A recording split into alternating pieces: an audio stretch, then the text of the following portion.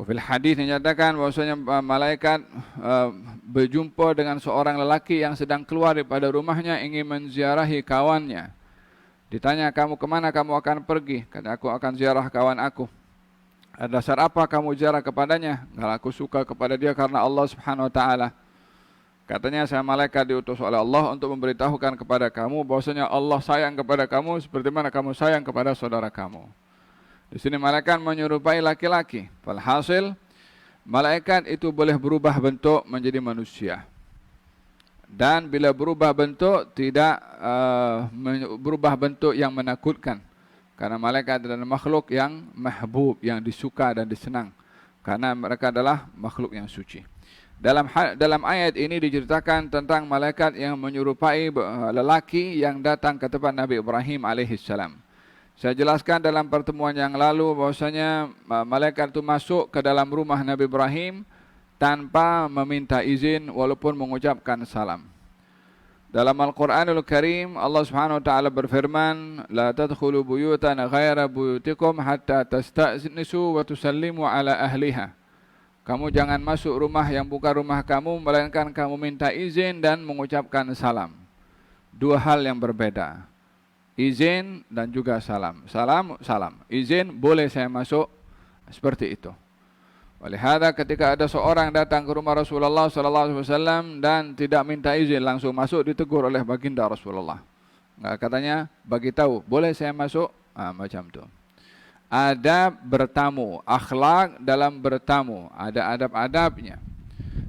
Kita kalau bertamu ke rumah orang, jangan duduk di kursi yang menghala ke dalam, menghala ke dapur. Jangan kita boleh nampak orang lalu dalam pergi dapur. Dan kita kalau bertamu rumah orang, jangan duduk di kursi yang kita suka. Nampak kursi sana, kursi yang cantik, itu besar sikit, ya kan, empuk. Lala, kita kena masuk, tanya, nak duduk di mana?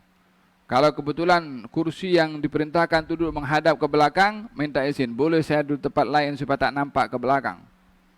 Karena baginda Rasulullah ketika orang datang ke rumah Rasulullah, dibuka pintu atau tirainya itu, terus orang itu menghadap ke pintu rumah. Kata Nabi, imma hakadha wa imma hakadha. Ini kalau kamu pergi rumah orang dan kamu ketuk pintunya, hendaklah kamu berada di sebelah kanan menghadap kiri atau berada di kiri menghadap kanan, tapi bukan di hadapan pintu menghadap ke dalam. Karena kalau berdiri di depan pintu menghadap ke dalam, dibuka pintu, maka mungkin nampak ada orang belum pakai tudung, rumah belum rapi, jadi tuan rumah jadi malulah. Atau menghadap ke membelakangi pintu. Yang penting menjaga kehormatan rumah untuk tidak terlihat oleh kita keadaan yang kurang disenangi oleh tuan rumah. Itu adab dalam kita bertamu. Faham dong? Dan kalau bertamu, ketuk pintu atau ucap salam 3 kali tidak dibuka, tidak ada menjawab, balik. Jangan tengok dekat tingkap situ. Tak boleh menyalahi kepada adab. Kalau bertamu ke rumah orang, lalu kemudian tuan rumah kata, aku tak nak jumpa dengan kau, balik-balik saja, esok jumpa. Macam tu. Maka dalam hal ini yang disuruh balik, kena balik. Dzalika azka lakum. Yang demikian tu membawa rahmat kepada kamu. Ya subhanallah. Hatta tuan rumahnya itu tidak beradab. Atau mungkin tuan rumahnya ada something emergency. Kita datang daripada jauh pula, kemudian disuruh balik. Tak diterima sebagai tetamu. Jangan marah. Jangan merajuk. Kita pun diajar dalam Al-Quranul Karim, kalau dihalau daripada rumah orang ketika saat kita bertamu, itu adalah azka lakum. Demikian di dalam Al-Quranul Karim diajarkan bagaimana kita beradab, baik itu diterima sebagai tetamu atau kita diusir daripada menjadi tetamu. Qal idzakhalu alaihi faqalu salama qala salamun qaumun munkarun faragha ila ahlihi. Di sini pun juga jangan nampak ketika melayan kepada tamu seakan-akan kita merasa berat atau rasa tak selesa atau rasa tak senang hati. Tapi digalakkan kita menampakkan keceriaan dan juga bersedia untuk melayan. Tetamu yang datang ke tempat Nabi Ibrahim tidak memberitahu lebih awal. Maka Nabi Ibrahim keluar senyap-senyap menuju ke keluarganya dengan cepat.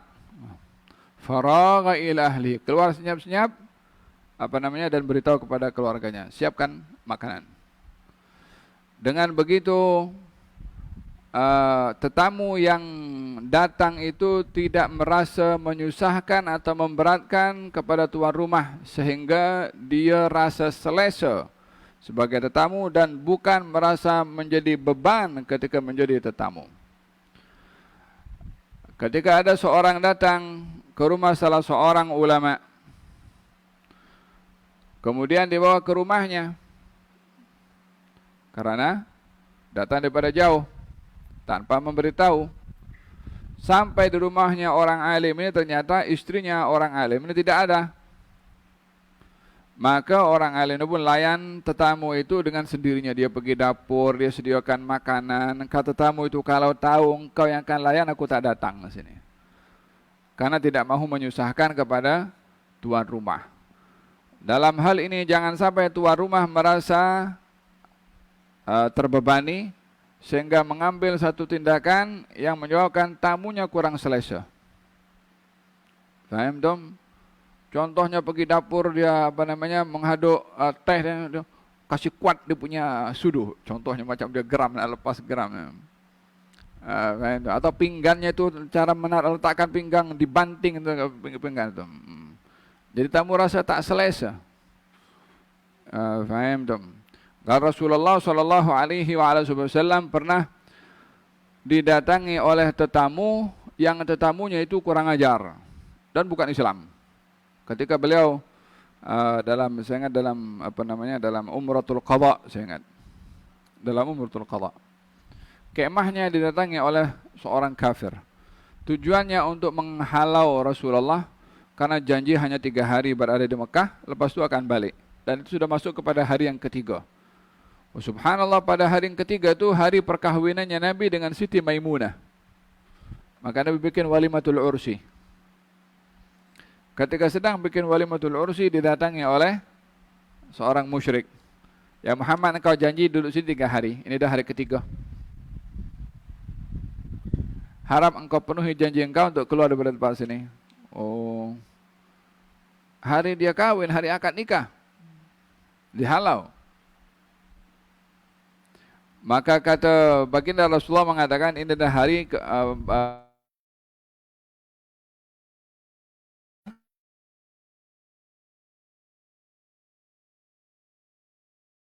keluar dari tempat ini. Sahabat Nabi di belakang Nabi mengata kepada lelaki tersebut dengan kata-kata kasar. Kata Nabi, kamu jangan berbuat demikian karena tetamu punya hak untuk dihormati. Hatta datang dengan cara seperti itu. Tetamu yang tidak sopan bukan mesti layak dilayan dengan sikap yang tidak sopan. Tetap man kan yu'min billah wal yawmil akhir falyukrim dhaifahu. Siapa orang beriman kepada Allah dan hari akhirat, hendaklah hormat kepada tetamunya. Faham dong? Gal dia senyap-senyap pergi ke tempatnya istrinya Siti Sarah dan faja'a bi ajlin samin. Ya subhanallah, dalam bahasa Arab fa itu mempunyai arti ataf dan juga ta'qib. Ta'qib maksudnya kalau dikatakan ja'a Zaidun fa'amrun. Zaid datang, kemudian Amr juga datang dengan segera selepas Zaid.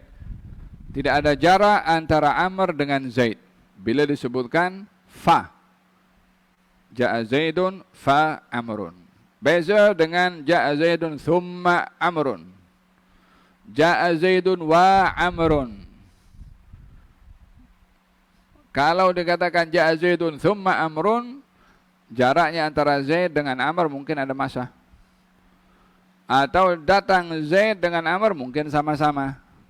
Tapi kalau ja'a Zaidun fa Amrun, Zaid datang dulu, kemudian yang datang Amr cuma segera. Tak ada beza jarak jauh antara Zaid dengan Amr. Ayat ini katanya faragha ila ahlihi. Nabi Ibrahim setelah didatangi tetamu segera pergi ke istrinya. Kalau kita ada tamu, sediakan makanan. Faja'a, segera makanan itu ready. Tidak ada kalimat segera kecuali memang sudah prepare. Tak perlu pergi kedai nak cari bumbunya kau lah, cari kayu bakarnya, ready sudah. Anytime, maksudnya hari-hari sudah sedia untuk melayan kepada tetamu. Seakan-akan Nabi Ibrahim ini diceritakan, sampai diceritakan dalam sejarah, tak pernah rumah Nabi Ibrahim ini tak ada tamu. Paham dong? Beza dengan rumah-rumah kita zaman sekarang. Lagi-lagi rumah-rumah flat, nak cari parking pun susah. Paham dong? Security tanya macam-macam. Wajarlah karena memang zaman kita bukan seperti dulu, banyak mencurigakan karena yang datang bukan semuanya lillahi ta'ala. Zaman yang sudah bertukar. Faragha ila ahlihi faja'a bi ajlin samin, datang dengan ijil, anak lembu samin yang gemuk. Ya subhanallah. Lesh ya Rab, kenapa Allah ini sebut anak lembu yang gemuk? Anak lembu settle lah, tapi gemuk katanya. Bagi layanan yang spesial. Tak kedegut layan tamu. Alah tamu ini kan bagi air putih sudah campur gula sikit, air gula selesai. Jangan kedegut layan tamu. Kalau yang datang orang-orang yang ini kan aku ada project dengan dia lah nak. Bila ada kepentingan pasang karpet merah tol al-badru alaina. Bila yang datang orang-orang surau ke orang kita punya geng subuh ni kan okey lah. Kasih nasi lemak pun jadi sudah. Layanlah tetamu karena tetamunya, bukan karena siapa tetamu itu. Kalau anda mampunya layan dengan nasi lemak ya sudah. Itu memang sudah layanan terbaik anda itu. Dinilainya bukan nasi lemaknya, kemampuan anda untuk melayan kepada tetamu. Paham tom? Al-faja'a bi'ajlin samin. Dalam ayat yang lain, faja'a bi'ajlin hanid. Hanid mashwi, daging bakar. Dan itu adalah makanan kesukaan atau makanan istimewa. Ini tamu yang datang, tamu tak dikenali. Kalau yang datang tamu yang dikenali, lainnya beda.